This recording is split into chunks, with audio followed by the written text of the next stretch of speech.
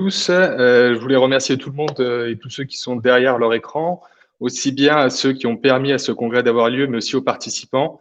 Parce que voilà, former les plus jeunes, c'est quelque chose qui nous tient à cœur à la SFA. Et en ces temps difficiles, comme l'a déjà dit Johan Barth, c'est quelque chose d'assez dur. Donc voilà, nous, ça nous fait plaisir de pouvoir faire ce congrès. Et j'espère pouvoir continuer à faire des formations et que ça sera là en présentiel bientôt. Donc un grand merci aux participants, mais aussi aux orateurs et au bureau pour ce e-congrès. On va commencer cette première partie sur le membre supérieur avec la gestion périopératoire des réparations de la coiffe, de la coiffe des rotateurs. Alors, une étude récente a montré que 75% de l'activité d'un chirurgien de l'épaule, c'était la chirurgie de la coiffe. Donc, cette gestion, elle est pour nous primordiale pour pouvoir traiter au mieux les patients. On a décidé de faire ce topo en trois grands parties. Il y aura une gestion de la rééducation en premier avec Thibault Lafosse. Ensuite, ça sera Hugues de Maison qui nous parlera de la douleur, de la gestion de la douleur. Et enfin, Marc-Olivier Gossy parlera, lui, de l'immobilisation. Donc, pour ce premier topo, j'ai l'honneur d'accueillir un chirurgien aussi à l'aise sur un bistouri qu'avec ses skis. C'est un peu le Candide Tovex de la chirurgie de l'épaule. Je parle bien sûr de Thibault Lafosse, chirurgien à Annecy, qui va nous parler de la rééducation après chirurgie de la coiffe. Merci, Edouard. Alors, est-ce qu'on lance le... Bonjour à tous. Pour ceux que je ne connais pas, je m'appelle Thibault Lafosse. Je suis chirurgien à Annecy où je me suis associé avec mon père. Voici l'équipe de nos fellows qui sont là actuellement, parmi lesquels je tiens à remercier particulièrement mon ami Alex Temessel qui m'a beaucoup aidé dans la préparation de ce topo. Ce topo sur la prise en charge par la rééducation tardive après réparation de la coiffe des rotateurs. Alors, pourquoi est-ce qu'on parle de ça? Pourquoi? À quoi ça sert la rééducation? Voilà, premièrement, ça nous permet de gérer la douleur, hein. C'est une manière de gérer la douleur par l'immobilisation ou au contraire par la rééducation. C'est une manière de gérer la raideur post-opératoire. Ça a un impact important sur la qualité de la cicatrisation du tendon, sur les résultats fonctionnels, donc sur le retour au sport ou au travail. Je pense qu'il est important dès le début de cette présentation d'avoir en tête ce message très clair, c'est quel est pour vous le temps de récupération d'une coiffe des rotateurs. Demandez-vous en combien de temps quelqu'un opéré par un bon chirurgien de l'épaule, combien de temps il va mettre pour aller mieux de cette épaule, quel est le temps de récupération. Moi, je réponds aux patients que c'est 6 mois à 1 an minimum. Mais vous verrez, voilà, on en reparle à la fin de la diapo, du topo, c'est important de se poser cette question. Donc si on part maintenant vraiment sur de la science, les modèles animaux, globalement, on a 3 études là qui disent 3 choses.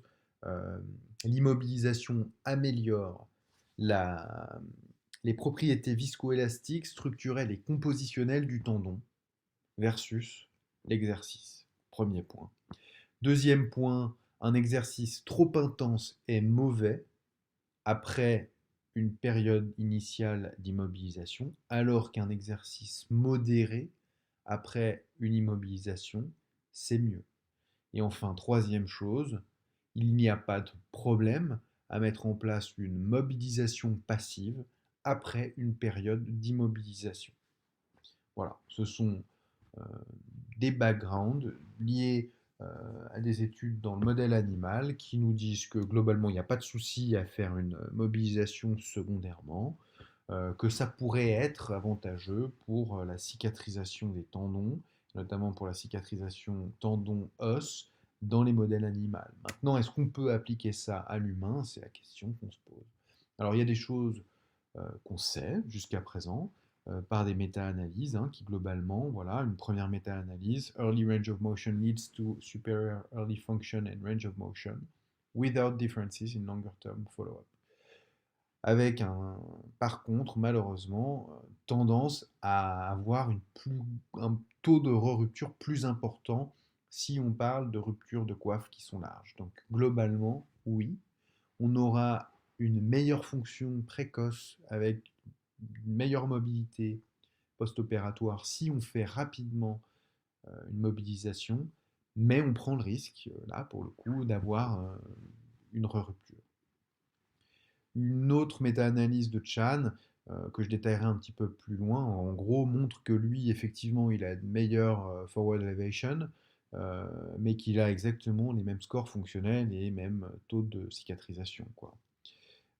Et enfin, à nouveau, dans l'American Journal of Sports Medicine en 2014, euh, là, on a une méta-analyse qui, elle, dit que euh, on a un meilleur range of motion, mais par contre un risque plus important de rupture, et ça à nouveau dans les grandes ruptures de coiffe initiales. Donc en fait, on peut se dire que ce qu'on sait jusqu'à présent, c'est qu'on a un trade-off avec des résultats qui sont supérieurs si on rééduque rapidement, mais avec également un taux de rupture qui est plus important, et particulièrement sur les grandes ruptures de coiffe.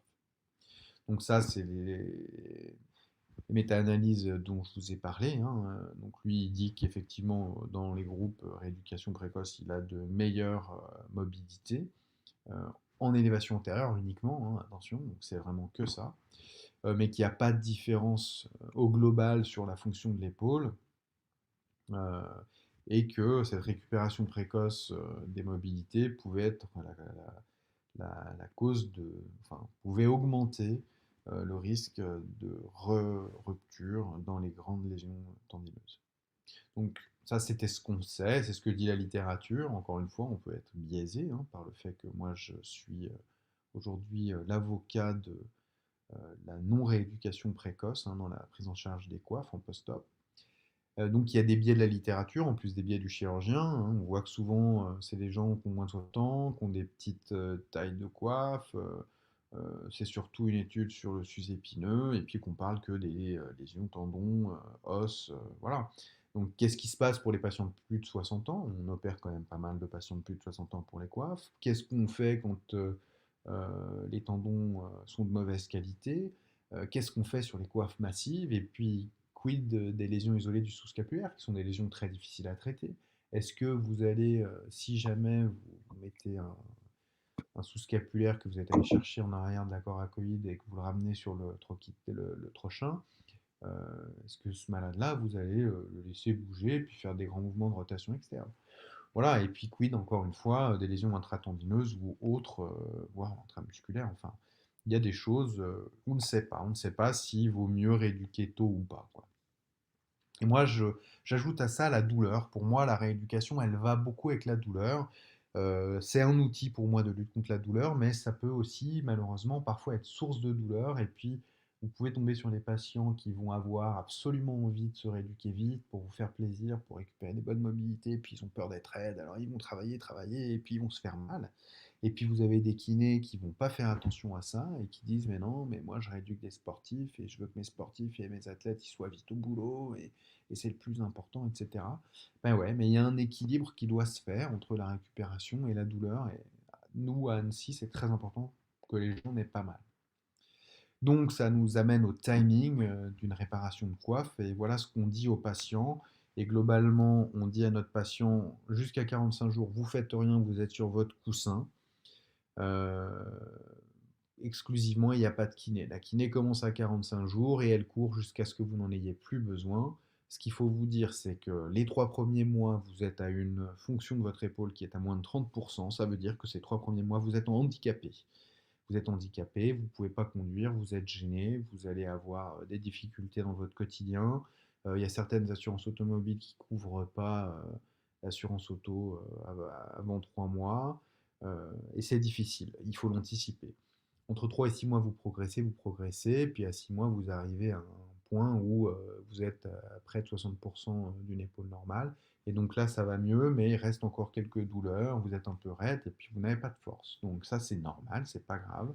Vous allez continuer à progresser. Le plus important, c'est d'être sur une pente de progression, et vous récupérerez 100% de votre fonction en 1 à 2 ans.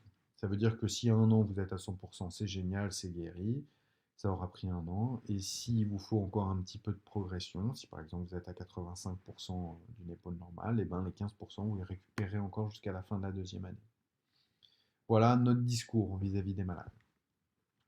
Donc nos suites post-op, elles sont sur un baluchon pendant 6 semaines. On les revoit à 6 semaines, on évalue le tonus musculaire, on évalue la réparabilité, enfin la réparation de la coiffe, on vérifie que ça tient. Si on a fait un grand sous-scapulaire, on vérifie que le patient n'a pas 110 degrés de rotation externe, par exemple, quoi. Et puis on commence à les faire bouger un petit peu pour qu'ils sentent comment il faut faire, etc. Puis la kiné attaque entre 6 et 8 semaines et elle continue jusqu'à ce qu'il n'y en ait plus besoin, mais au moins 3 mois. Donc en gros, pour nous, il y a quand même la part dans certains patients pour une rééducation précoce, et je pense qu'il faut identifier une certaine population, donc des patients jeunes avec une bonne qualité tendineuse, typiquement la rupture intratendineuse, en qui on peut avoir confiance, qui ne va pas faire n'importe quoi, une petite rupture, bien réparée, bien réduite, avec les autres tendons qui sont là pour tenir également, quoi. Et ça versus un patient plus âgé qui a des tendons de mauvaise qualité, une lésion très large, sous-scapulaire, sous-épineux, infra, euh, avec une réduction difficile à faire, un deuxième rang qui appuie très très finement sur un petit moignon tendineux, etc. Ça, ce sont des malades qu'on ne va pas rééduquer. On les laisse 45 jours sur leur coussin, on les immobilise complètement, et puis on commence la kiné à 45 jours, à condition qu'il n'ait pas mal. Voilà. Par contre, je pense qu'il y a quelque chose qui est très important, rééducation ou pas, c'est l'apprentissage de l'auto-rééducation du positionnement. Donc ça, c'est des choses qu'on met en place avec une rééducation, une consultation de rééducation préopératoire, au cours de laquelle ils vont apprendre à s'habiller, euh, apprendre à prendre leur bain, à mettre le coussin, à gérer le coussin, et puis surtout à faire tout un tas de petits exercices qui vont permettre la relaxation scapulo-thoracique. Parce que c'est les gens qui, lorsqu'ils sont tout contracturés au niveau du dos, parce qu'ils ne veulent pas casser, et donc ils ne bougent pas, et ben, ils peuvent finir par avoir des douleurs de contractures musculaires dans les trapèzes, les rhomboïdes, etc. Donc ça, faut éviter. C'est vrai que la kiné, pour ça, en post-op immédiat, ça peut aider. Donc le take-home message, c'est que moi je crois que je serais prêt à faire commencer de la kiné à partir du moment où je suis sûr à 100% de tous les kinés avec lesquels je travaille. Donc il faut évaluer la confiance qu'on a et les faits d'équipe qu'on peut avoir avec des kinés euh, qui sont, s'ils ont compris la manière dont on bosse, sont des gens qui vont nous aider à aller dans notre sens. Il faut évidemment évaluer la sévérité de la lésion, la qualité de la réparation, mais aussi le patient. C'est-à-dire qu'il faut accorder de l'importance à ce que le patient est capable de supporter, etc. En tout cas, dans tous les cas, il faut gérer la douleur. Et la douleur, parfois, c'est vrai, c'est la rééduque précoce avec la relaxation musculaire, le travail de toute cette relaxation scapulothoracique. Il faut protéger la réparation. Donc, dans aucun cas, aller faire un travail actif de port de charge, etc. Et puis, on en revient à la question que je vous ai posée au départ. Il faut penser au long terme, quoi. Une coiffe, c'est pas une course. Je veux dire, on n'est pas là à vouloir récupérer le plus vite possible de cette lésion. C'est une chirurgie avec un projet thérapeutique qui s'étale sur plusieurs mois. C'est très long, il y a des paramètres qu'on ne maîtrise pas, la biologie, la cicatrisation, ces choses-là. Et donc, on a besoin de temps. Et il ne faut pas voir la coiffe à court terme. Moi, c'est une chirurgie que je vois vraiment à long terme, quoi, entre 1 et 2 ans, pour être au max à 100%, quoi. Voilà. Vous êtes évidemment les bienvenus pour le cours Annecy Live Surgery en octobre 2021, le 14, 15 et 16 octobre. On espère de tout notre cœur pouvoir vous voir là-bas et pouvoir passer un bon moment de chirurgie tous ensemble. À nouveau. À très bientôt et merci. Thibaut, pour ce très joli topo. Nous allons maintenant aborder la question de la gestion périopératoire de la douleur. Pour parler d'analgésie, j'ai le plaisir, que dis-je, l'honneur de recevoir notre Chukandi à nous. Si vous le croisez autour d'une bonne bouteille et d'un bout de beyota, vous êtes sûr de sortir bleu métal. Je parle bien sûr du